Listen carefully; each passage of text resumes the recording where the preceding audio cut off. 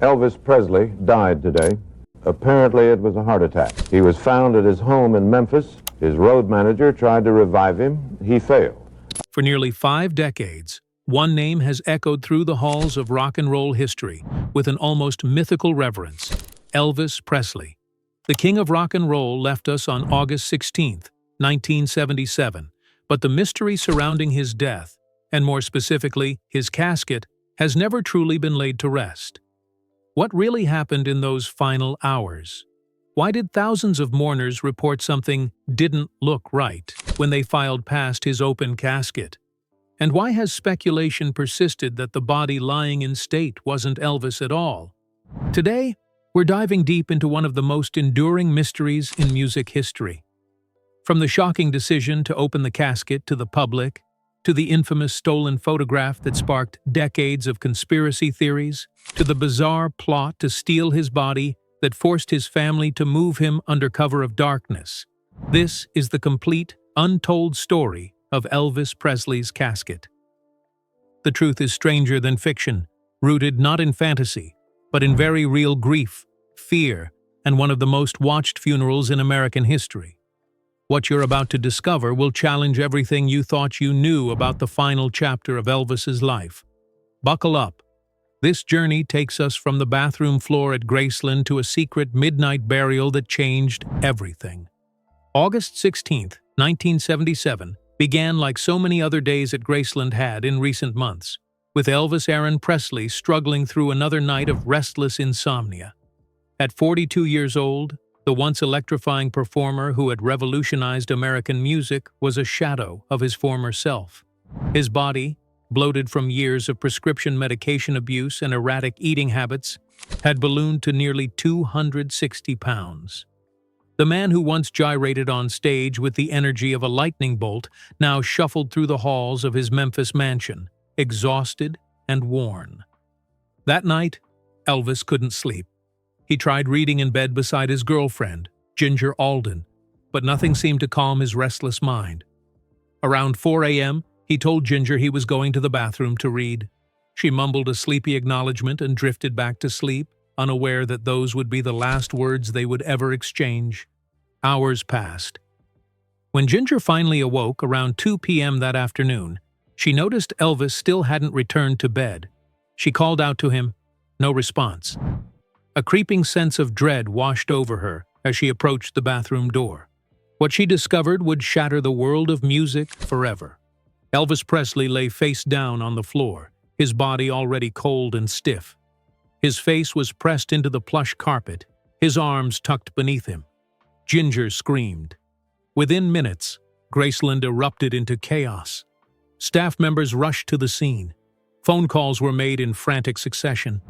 Paramedics arrived at the gates of the mansion to find a scene of surreal pandemonium. The king of rock and roll, the man who seemed immortal to millions, was dead. By the time Elvis reached Baptist Memorial Hospital, doctors could only confirm what everyone already knew. Elvis Aaron Presley was pronounced dead at 3:30 p.m. The official cause, cardiac arrhythmia. But the questions that would emerge from this moment would echo for decades.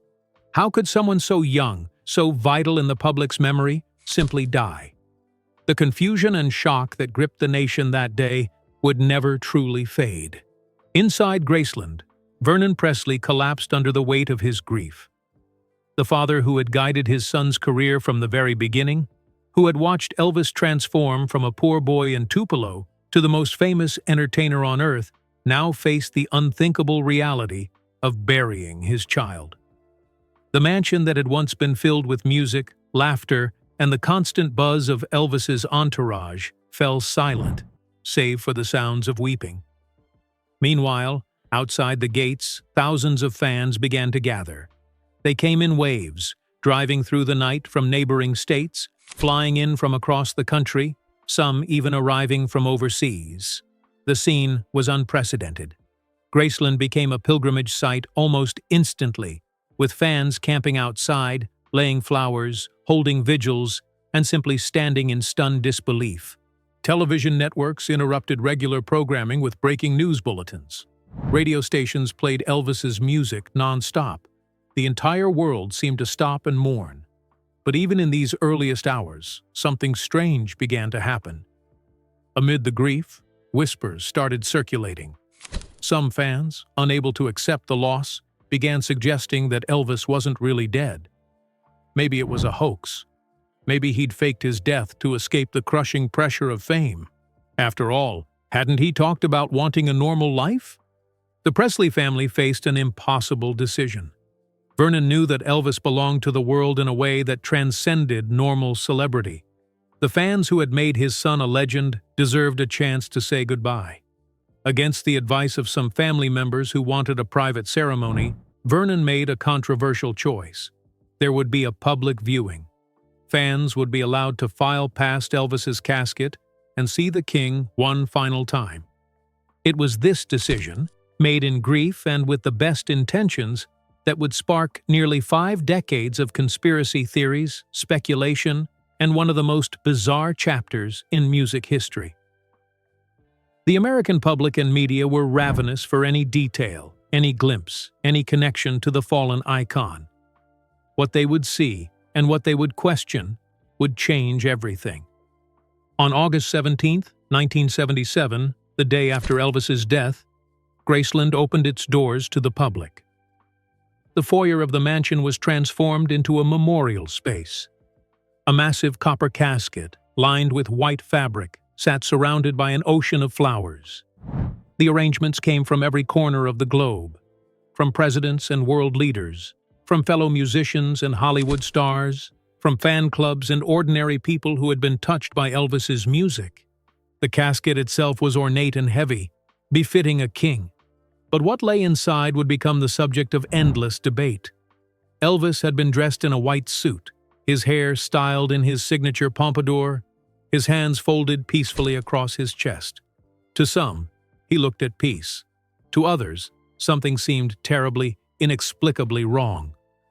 The line of mourners stretched for miles. An estimated 30,000 people waited in the sweltering August heat for their chance to walk past the casket. Some waited 6, 7, 8 hours. The Memphis heat was oppressive, with temperatures soaring into the 90s, yet still they came. When they finally entered the air-conditioned foyer of Graceland, many were overcome with emotion. Some sobbed openly. Others stood in stunned silence. A few fainted from the combination of heat exhaustion and overwhelming grief. But as the day wore on, a strange pattern emerged. Some mourners, upon viewing the body, began to whisper to one another. "That doesn't look like Elvis," some said. "His nose looks different. Why does his skin look like that? Are we sure that's really him?" The rumors spread like wildfire. By the evening, tabloid reporters mingling with the crowd had heard enough suspicious comments to craft a new narrative.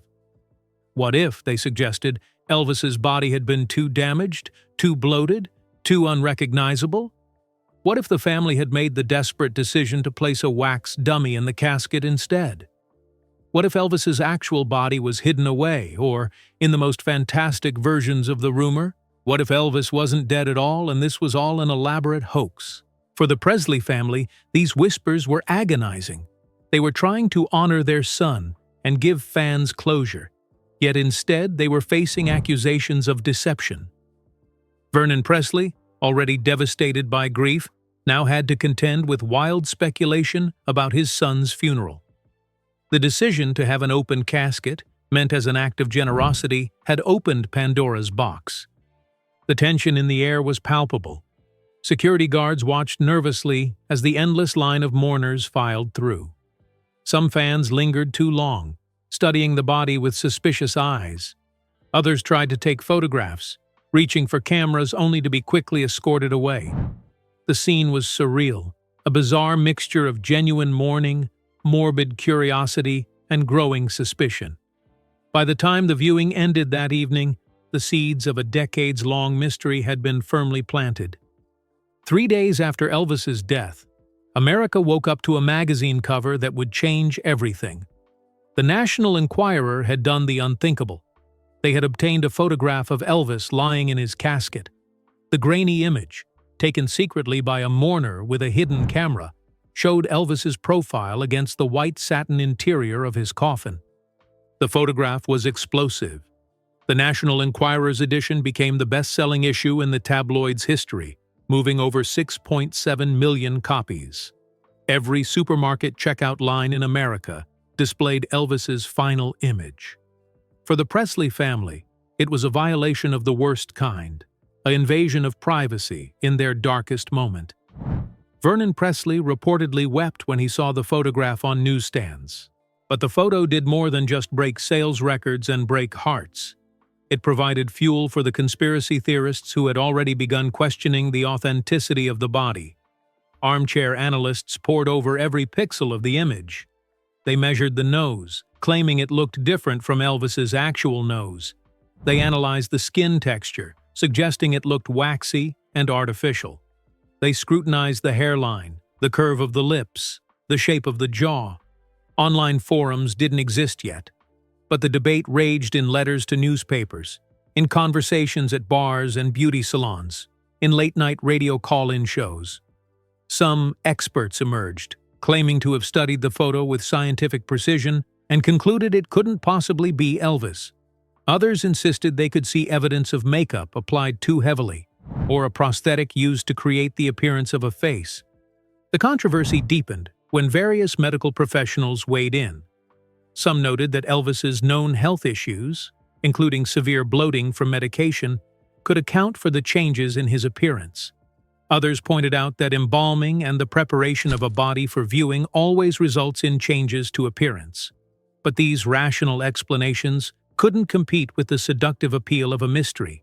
The National Enquirer photo became a cultural touchstone, referenced in books, documentaries, and endless television specials about Elvis. It transformed the narrative from "beloved singer dies too young" to "was Elvis's death staged?" The Presley family's attempt to give fans closure had instead created one of the most enduring conspiracy theories in American popular culture. The photo immortalized not just Elvis's death, but the speculation surrounding it, ensuring that the mystery of the casket would never truly be laid to rest. On August 18, 1977, a private funeral service was held for Elvis at Graceland. Unlike the public viewing, this ceremony was intimate and heartbreaking. Close friends and family gathered in the living room where Elvis had spent so much time. His father, Vernon, barely able to stand, led the mourners in their final goodbyes. Priscilla Presley, Elvis's ex-wife, attended with their 9-year-old daughter, Lisa Marie, both dressed in black, both trying to comprehend the incomprehensible. The service was brief but profound. A gospel group sang Elvis's favorite hymns. A minister spoke about the man behind the legend, the generous friend, the devoted son, the spiritual seeker who, despite his fame, never forgot his humble beginnings. Then came the procession to Forest Hill Cemetery, where Elvis would be laid to rest beside his beloved mother, Gladys, who had died in 1958. The motorcade wound through Memphis, lined with thousands of mourners. But at the cemetery, something was about to happen that would seem too bizarre to believe if it hadn't actually occurred. Just 11 days after Elvis was entombed in a mausoleum at Forest Hill Cemetery, police received a credible tip about a plot to steal his body and hold it for ransom. The scheme was allegedly masterminded by criminals who believed they could extort millions from the Presley estate. The plan was disturbingly detailed. They had studied the security patterns, identified the weakest points of entry, and planned to break into the mausoleum under cover of darkness. Memphis police moved quickly. Undercover officers staked out the cemetery. Security was dramatically increased. Vernon Presley was horrified.